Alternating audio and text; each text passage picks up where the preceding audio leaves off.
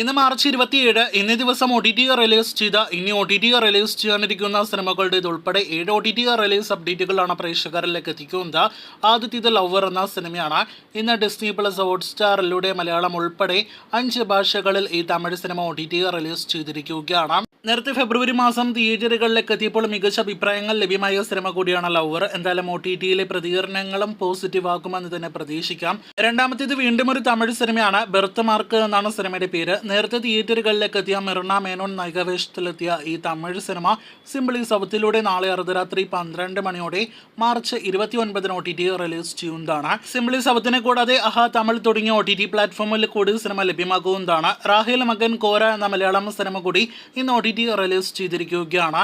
നേരത്തെ തിയേറ്ററുകളിലേക്ക് എത്തിയപ്പോൾ റിവ്യൂസിന്റെ പേരിൽ ചില വിവാദങ്ങളെല്ലാം തന്നെ സൃഷ്ടിച്ച് ഈ മലയാളം സിനിമ ഇന്ന് മനോരമ മാക്സിലൂടെയും സൈന പ്ലേയിലൂടെയും OTT റിലീസ് ചെയ്തിരിക്കുകയാണ്. സിനിമ കണ്ടവരാണ് നിങ്ങളെങ്കിൽ അഭിപ്രായം പറയൂ. നാലാമത്തേത് ഈ ആഴ്ച തമിഴിൽ നിന്നും OTT റിലീസിനൊരുങ്ങുന്ന ഒരു ആമസോൺ പ്രൈമിന്റെ ഡയറക്റ്റ് OTT സീരീസിന്റെ അപ്ഡേറ്റ് ആണ്. ഇൻസ്പെക്ടർ ഋഷി എന്നാണ് സീരീസിന്റെ പേര്. ഈ തമിഴ് ത്രില്ലർ സീരീസ് തമിഴ്, തെലുഗു, കന്നഡ, ഹിന്ദി, മലയാളം ഉൾപ്പെടെയുള്ള ഭാഷകളിൽ നാളെ അർദ്ധരാത്രി 12 മണിയോടെ മാർച്ച് 29 OTT റിലീസ് ചെയ്യുന്നതാണ്. അടുത്ത അപ്ഡേറ്റ് ബോളിവുഡിൽ നിന്നും ഡയറക്റ്റ് OTT റിലീസിനൊരുങ്ങുന്ന സിനിമയുടെ അപ്ഡേറ്റ് ആണ്. സൈലൻസ് 2 എന്നാണ് സിനിമയുടെ പേര്. മനോജ് ബാജ്പേയി നായകനായി എത്തിയ സിനിമ C5ലൂടെയാണ് ഡയറക്റ്റ് OTT റിലീസിനൊരുങ്ങുന്നത്. ആറാമത്തേതും ഒരു ബോളിവുഡ് OTT കണ്ടന്റിന്റെ അപ്ഡേറ്റ് ആണ്. ഇന്ത്യയിലെ തന്നെ ഏറ്റവും ചെലവിൽ നിർമ്മിക്കപ്പെട്ട നെറ്റ്ഫ്ലിക്സിന്റെ ഡയറക്റ്റ് OTT സീരീസ് ആണ് ഹീരമാണ്ടി. സഞ്ജയ് ലീല ബൻസാലി സംവിധാനം ചെയ്ത ഈ നെറ്റ്ഫ്ലിക്സ് സീരീസ് ഇപ്പോഴത്തെ OTT റിലീസിനായിട്ട് ഒരുങ്ങുകയാണ്. OTT റിലീസ് തീയതി പ്രഖ്യാപനം ഈ ആഴ്ച തന്നെ ഉണ്ടായിരിക്കും.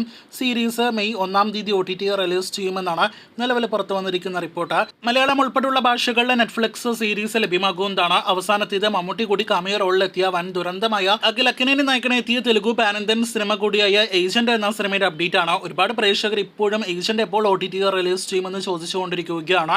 എന്നാൽ ഇനിയും OTT റിലീസ് തീയതി പ്രഖ്യാപിക്കാനായിട്ട് സോണി ലിവ് തയ്യാറായിട്ടില്ല. നേരത്തെ 2 തവണ OTT റിലീസ് പ്രഖ്യാപിച്ച സിനിമ കൂടിയാണ് ഏജന്റ്.